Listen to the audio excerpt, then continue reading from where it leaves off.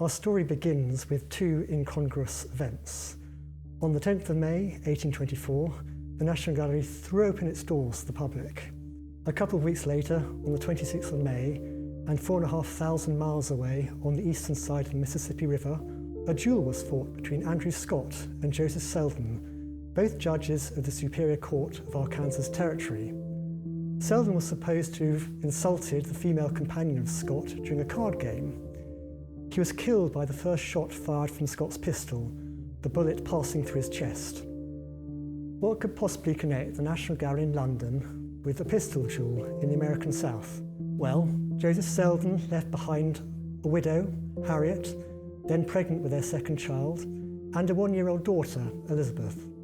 In 1843, Elizabeth married Ralph Nicholson Wornum, and on his appointment as keeper in 1855, they took up residence in the National Gallery on the north side of Trafalgar Square.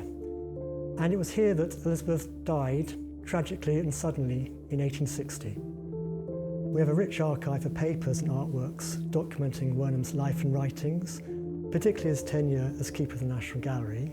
And collectively, the archive offers a fascinating, rich insights into all facets of Wornum's life and activities.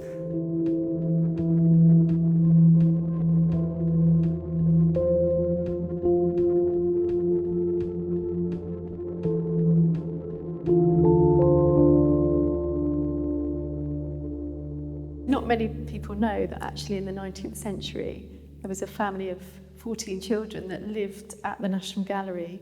Ralph Wornum was the keeper of paintings and secretary to the board at the National Gallery, and he got the job in 1855, and that came with a whole living quarters within the West Wing of the National Gallery.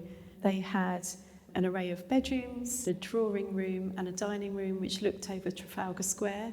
And they lived here for a long period of time, from 1855 through to 1871. He had 10 children with his first wife, Elizabeth, and another 4 children with his second wife, Harriet. All of those children would have had some experience of living at the National Gallery. And it's wonderful to see some of Ralph Wornum's drawings that he made of his family. He was also an artist. And we see in the bottom right-hand corner, RNW, Ralph Nicholson Wornum. The top drawing is of his second wife, Harriet's hand. We can see her wedding ring and a really sort of gentle representation of quite delicate hand. And at the bottom of the page, we have his son, Robert, who would have been 13 at the time that this was drawn. So the two hands together make a really beautiful historic document as well as an artwork that help us connect a little bit more to the family. It's clear that Wornum felt an impulse to paint and draw from a young age.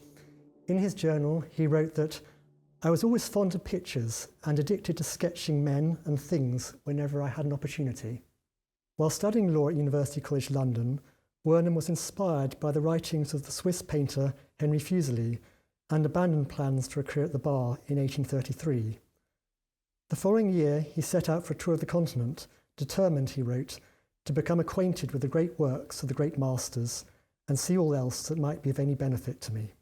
In later life, Wornum kept a meticulous record of the destinations to which he travelled, colouring these in on a map of Europe in different colours depending on the particular year he happened to travel. Wornum's name appears in our earliest copyist register, which covers the years 1824 to 1855. His application was authorised by Charles Eslea, and we know from his journal that Wornum painted or copied 2 Raphael paintings, St. Catherine of Alexandria for his father-in-law George Long, and Pope Julius II for his own father. But 2 particular episodes appear to have prompted Wornum to reassess his career as a professional artist. The first of these occurred in Dresden Gallery in 1835. Inspired by its treasures, he began an intensive programme of art historical study, telling his father, "I'm certainly more disposed to be a lover and a critic at painting than a painter, and that he must gratify a thirst for historical and theoretical knowledge." The second ode to the rejection of a portrait of his future wife that he had submitted to the Royal Academy for its 1841 exhibition. The Academy Secretary sent Wornum a polite letter telling him that it was better to have a picture rejected than hung just below the ceiling, and Wornum later believed that this rejection made me fly with much less compunction to literature. I think it's important to acknowledge that although Wornum may have parked his ambitions to become a professional artist, he didn't nonetheless abandon painting completely, but when he said he kind of lost his compunction for literature, I understand that to mean he was then prepared to pursue a career by his pen. Wornum seems to have been a voracious reader of works on art history, and doubtless during his tour of the continent, he read widely different art textbooks and gallery catalogues and formed opinions, I think, of what a quality catalogue of pictures should look like. In 1845, Wornum wrote an unsolicited letter to Charles Eslea, offering some views on the inadequacies, as he saw them, of the gallery's printed catalogue of pictures. He was proud that Eslea later described his letter as very judicious, and the completed catalogue was published in 1847. In relation to the origins of the cataloguing, this is a very important letter where Eslea acknowledges the fact that Wornum has written to him with his idea, and on the 16th of March 1845 he says, "I have entertained precisely the same opinion on that subject that you express," which indicates there's a little bit of rivalry between Eslea and Wornum because they've had the same idea. And this letter of the 29th of November 1845 describes the terms and conditions of the new catalogue. And Eslea writes to Wornum, "It is understood that the book may consist of about 8 sheets," and then actually Wornum's written in, "It turned out to be 13 sheets, and he got £106 for it because," Eslea says, "your remuneration will be at the rate of £8 per sheet, and the copyright will be the property of the government, and that the book will be sold only by authority of the trustees of the National Gallery." And Eslea goes on, "It is further understood that your name," that's Wornum's name, "will appear in the title page as the author, but that it will also be there stated that the work is revised by me." What's absolutely fascinating is that we can map these letters from Eslea onto entries that Wornum writes in his own diary. He's clearly extremely proud of himself that he's bagged the job of cataloguing the National Gallery's collection, and he writes about it at some length in his own diary for the record. I think Wornum was very concerned that the catalogue that he produced had a wider application simply than describing or presenting the gallery's collection of paintings. Instead, it could be conceived as a biographical dictionary of artists, essentially, really raised the scholarly credentials of the catalogue and was concerned about mass of provenance, interpretation, and the things that we would tend to expect nowadays of a printed catalogue of an institution's painting collection. I think the catalogue of 1847 really was pioneering, and it wasn't just for scholars. It was written in a way that was meant to be a handbook for the general public. And the little notice, the final paragraph of that is quite telling in that regard, I think. He writes, "The present catalogue is thus designed, not merely as a book of reference for visitors in the gallery, but also as a guide to the history of painting, as represented by examples in the collection." So I think this is a rather lovely gift in a way, in terms of sharing the knowledge in the covers of this nice condensed and not too expensive book, which of course they're constantly updating. So I think in that regard, he really is keen to do research for public benefit in the way that continues to this very day. In 1855, the National Gallery was reconstituted on the back of the findings of a select committee of 1853. And at that point, 3 new curatorial posts were founded. 2 were completely new, that of director, that was given to Charles Eslea, and that of travelling agent. And Eslea appointed to this new role a Bavarian picture dealer called Otto Mundler. And the 3rd post wasn't actually new, but it combined the keepership with a secretaryship. And Eslea gave that post to Wornum because he knew him from the catalogue that they'd produced in 1847, and he knew that he had the qualities needed for that particular role. In essence, Wornum's job comprised several different elements. In particular, he was responsible for looking after the building and the paintings, so he was actually obliged to live on the premises. He undertook the hanging of the pictures and he supervised their cleaning and designed certain frames. His principal scholarly responsibility was the National Gallery's catalogue. From 1847, we know that Wornum was regularly recataloguing the picture collection to keep it up to date, and this he continued to do as keeper. So not only was he bringing in new paintings that were newly acquired into those catalogues, but he was also updating older existing entries as Eslea and Otto Mundler were bringing new information about attribution, provenance, and so on.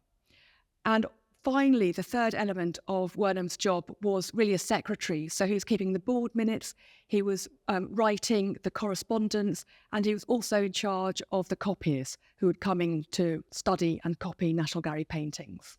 Wornum actually served as keeper at the National Gallery for 22 years. Eslea was director just for 10 because he died in office in Pisa on Christmas Eve in 1865. But Wornum continued to serve as keeper diligently for the next two directors, William Boxall and Frederick Burton. What's fascinating is that we actually have a working diary that he kept for those 22 years, and it's a wonderful record of his daily activity. The diary that he began in 1855 is a fascinating document offering extraordinary insights into the daily workings of the National Gallery under Wornum's keepership. He undertook an extraordinary range of duties while keeper, which he somehow managed to balance with a large and growing family at the National Gallery. I'm sitting here in one of the rooms that the Wornum family would have lived in, which is a really strange feeling. And it's really near to the galleries too. When they moved in, his oldest daughter would have been 12, so quite an amazing experience for her. As head of learning and national programmes at the National Gallery, I'm really interested in the children's cultural life. My job is around connecting adults, but also children and young people to the paintings at the National Gallery. So how did it feel to grow up here and to have those paintings in the building that you were living in on a daily basis? It's frustrating in that there's not a huge amount so far that I've discovered that tells me much about that, but there are some hints that it did have quite a big impact on some of the children. For example, we know that Ralph Selden became an architect, and in the archive we have a watercolour that he made in Herne Bay. Now, most people at that spot would have painted the sea and the boats and that seaside life, but Ralph instead turns to the left.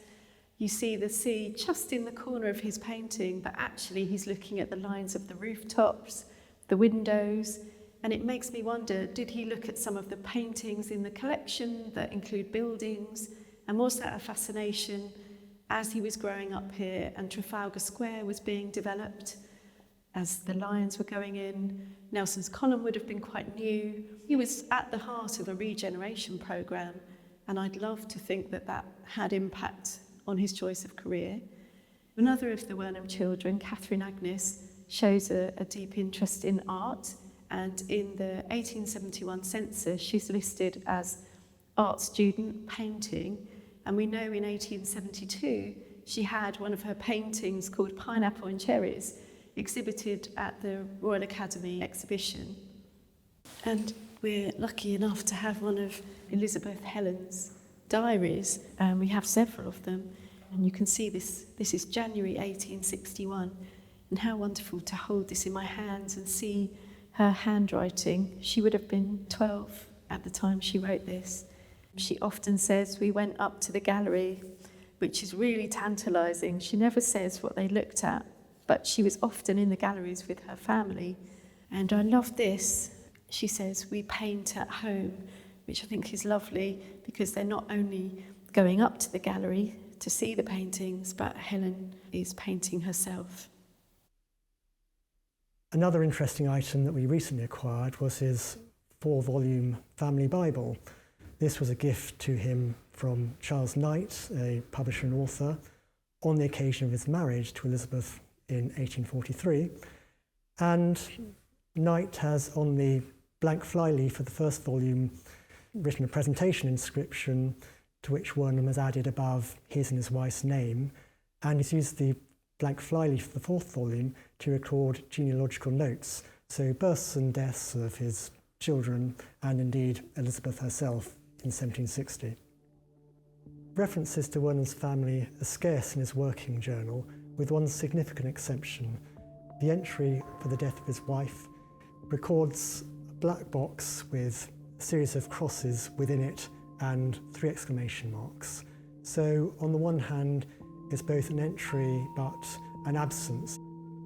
We can only conjecture why Wornum chose not to name Elizabeth explicitly in the entry recording the death. I suppose as a contemporaneous record, he was simply overwhelmed by grief and he can't bring himself to articulate in words the death of his beloved Elizabeth. Nonetheless, he was very diligent about recording the deaths of fellow staff, particularly the housemaids and porters. He would make a short record on the appropriate day and enclose it within a border as a mark of respect. So it's very hard not to open a page of the diary and not be intrigued by what you read. And we get a sense that Wornum tried to curate his archive in a way, because in his earliest journal, he is writing, I think, with a view to a posthumous memoir, and he sets out the various significant achievements of his life.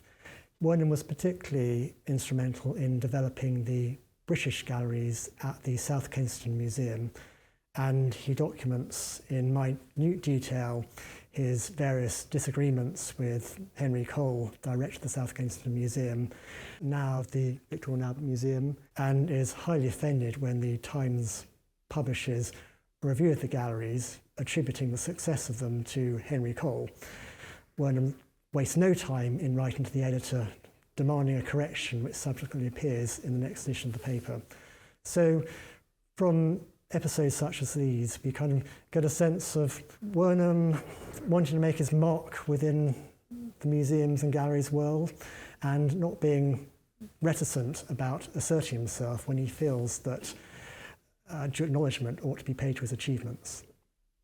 There's an amusing entry in his work journal in 1860 when Queen Victoria visited the British galleries at the South Kensington Museum and Wornum showed her around. And he recalls that she noticed some of the paintings were dirty, but that he amused her by telling her some anecdotes of Turner, and she took away a copy of his catalogue. Wornum was clearly very proud of this royal visit, but Queen Victoria's own journals for this period survive, and nowhere in her entry of this visit does she mention Wornum amusing her with anecdotes. So perhaps he wasn't quite as entertaining as he thought he was. In relation to the Turner Bequest, we have a fascinating entry in his working diary. He is quite unrestrained in what he says about them. Of course, it's private and for his eyes only, so he writes down exactly what he thinks. On the 12th of December, 1856, he writes, "The Turner Bequest as settled by Sir Charles Eslea and Mr. Knight," and he totals up the number of items as being 19,331. The finished works he's very keen on, and he doesn't actually write much about them, just gives the number. But in terms of the unfinished sketches, he says some of them are mere beginnings and the majority are worthless. And then when he comes to describe the drawings and sketches of all kinds, he says that only of 19,049, 400 are superior. And he actually says at the bottom of the page here, about 15,000 of these are small pencil sketches, mostly quite superfluous and an annoying encumbrance. In terms of the cataloguing of the Turner Bequest, Wornum worked alongside John Ruskin, who was actually employed to catalogue the works on paper, and Eslea was in charge of looking after the oil paintings. And Wornum produced a number of books relating to the Turner Gallery, but also in terms of his own scholarship. He actually produced a very fine book about the work of Hans Holbein. And interestingly, he dedicated his book to his friend, John Ruskin. John Ruskin and Ralph Wornum became very close friends. They worked hard to bring that amazing collection of work into the National Gallery. And what's lovely is that we can see how close their relationship was, because Ralph actually called his last son John Ruskin Wornum when he was born in 1869. On the subject of John Ruskin Wornum, we have this incredible connection to him, which I was very surprised to find. You can see here, I open it carefully, we have locks of his strawberry blonde hair. And it was interesting also to see, we have a portrait of him when he was young, where he does indeed have quite a full head of hair.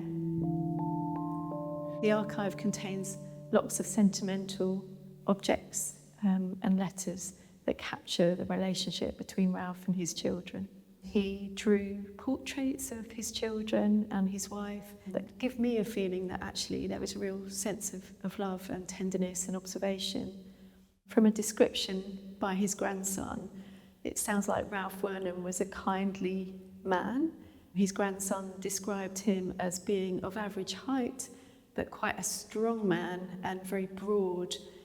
He had a big sort of mane of head of hair and a beard, which must have been white because people described him as Old Snowball. Apparently all the local sort of bus drivers and cabbies and policemen called him that in quite an affectionate tone.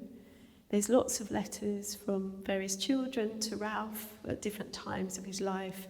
Arthur writes to him asking for money in quite a sweet way, saying, I know I'm asking again, but please, I just need a little bit more. And it sounds like perhaps Ralph did give him the money that he wanted to support him.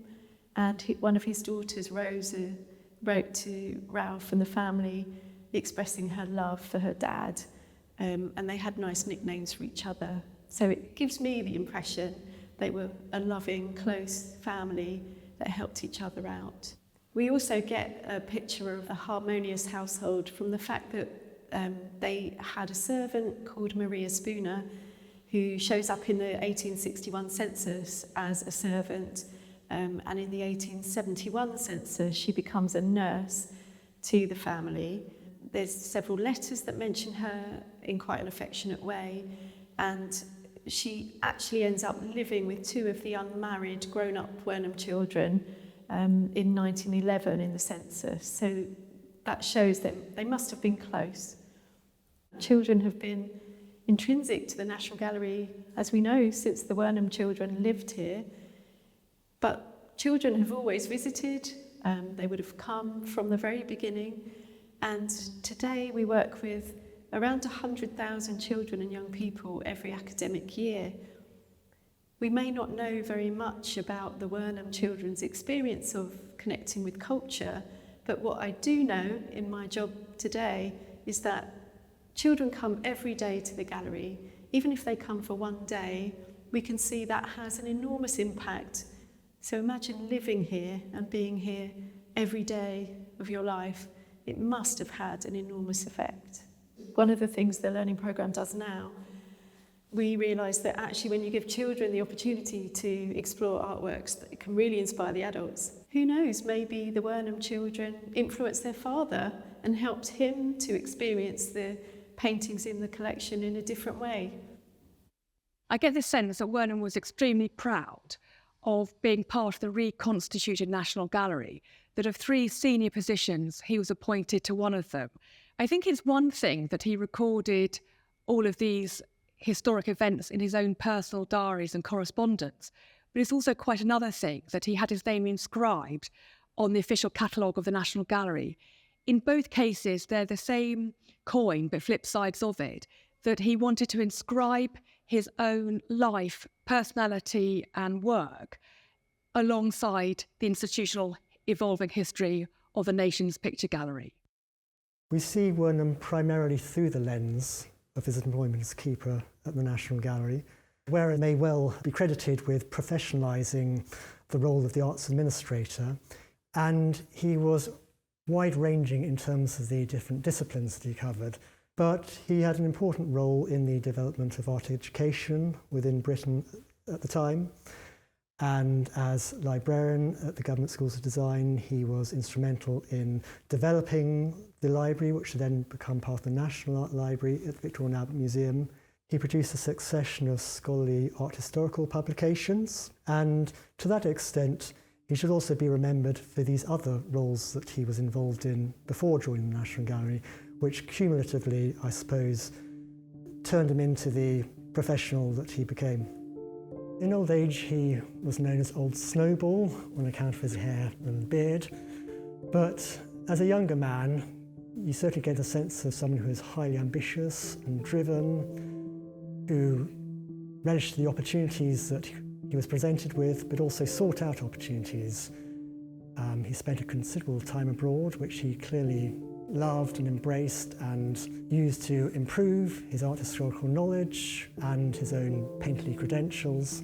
And he really comes across to me as a likeable individual.